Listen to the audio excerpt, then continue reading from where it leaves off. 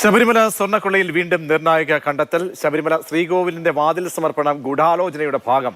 സന്നിധാനത്തെ സ്വർണം തട്ടാനുള്ള നീക്കത്തിന്റെ ഭാഗമായി ഉണ്ണികൃഷ്ണൻ പോറ്റിയും സംഘവും വാതിൽ സമർപ്പണത്തിലൂടെ സ്പോൺസർമാരായി.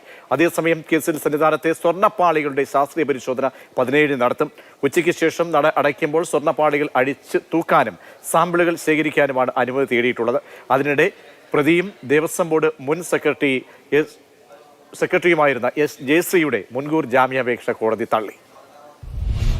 ശബരിമല സ്വർണ്ണക്കൊള്ളയുമായി ബന്ധപ്പെട്ട് പ്രത്യേക സംഘത്തിന്റെ അന്വേഷണം ഏതാണ്ട് അവസാന ഘട്ടത്തിലേക്ക് എത്തുകയാണ്. ഇതിനിടയിൽ അന്വേഷണ സംഘത്തിന് വ്യക്തമായ ഒരു കാര്യം, ശബരിമല കൊള്ളയുമായി ബന്ധപ്പെട്ട ഗൂഢാലോചന ആരംഭിച്ചിരിക്കുന്നത് 2018 തന്നെയാണ്. ആ ഗൂഢാലോചനയുടെ ഭാഗമായിട്ടാണ് ശബരിമല സന്നിധാനത്തെ ശ്രീകോവിലിന്റെ വാതിലുകൾ മാറ്റാൻ തീരുമാനിച്ചത്. ഈ വാതിലുകളുടെ തടിയിൽ മാത്രമായിരുന്നു അന്ന് അറ്റകുറ്റപ്പണികൾ നടത്തേണ്ടിയിരുന്നത്. അത് ചെറിയ ശബരിമല സന്നിധാനത്ത് തന്നെ നടത്താമായിരുന്ന പണികൾ കൊണ്ട് തന്നെ തീർക്കാമായിരുന്നു. എന്നാൽ അന്ന് ദേവസ്വം ബോർഡ് എടുത്ത തീരുമാനം ആ വാതിൽ അപ്പാടെ മാറ്റാനായിരുന്നു. അതിന് സ്പോൺസറായി നിശ്ചയിച്ചത് ഉണ്ണികൃഷ്ണൻ പോറ്റിയാണ്. ഉണ്ണികൃഷ്ണൻ പോറ്റി പുതിയ വാതിലാണ് അവിടെ സമർപ്പിക്കപ്പെടുകയും ചെയ്തത്.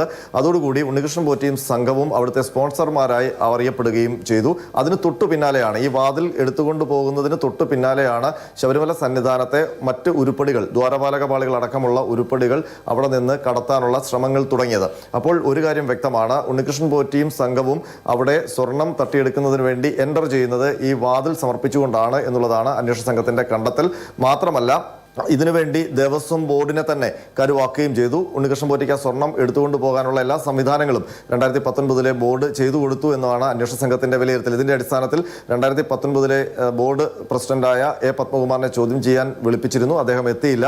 നാളെ വരും എന്നാണ് പ്രതീക്ഷിക്കുന്നത്. വന്നില്ലെങ്കിൽ അറസ്റ്റ് അടക്കമുള്ള നടപടികൾ ഉണ്ടാകുമെന്നുള്ള സൂചനയാണ് സ്റ്റേറ്റിൽ നിന്ന് നൽകുന്നത്. ഇത് കൂടാതെ 2019 ബോർഡ് അംഗങ്ങളെയും ചോദ്യം ചെയ്യാൻ അന്വേഷണ സംഘം തീരുമാനിച്ചിട്ടുണ്ട്. അതിനൊപ്പം ദേവസ്വം ബോർഡ് ഉദ്യോഗസ്ഥയായ ജയശ്രീയുടെ മുൻകൂർ ജാമ്യാപേക്ഷ കോടതി തള്ളിയിട്ടുണ്ട്. അവരുടെ അറസ്റ്റും ഉണ്ടാകും എന്നാണ്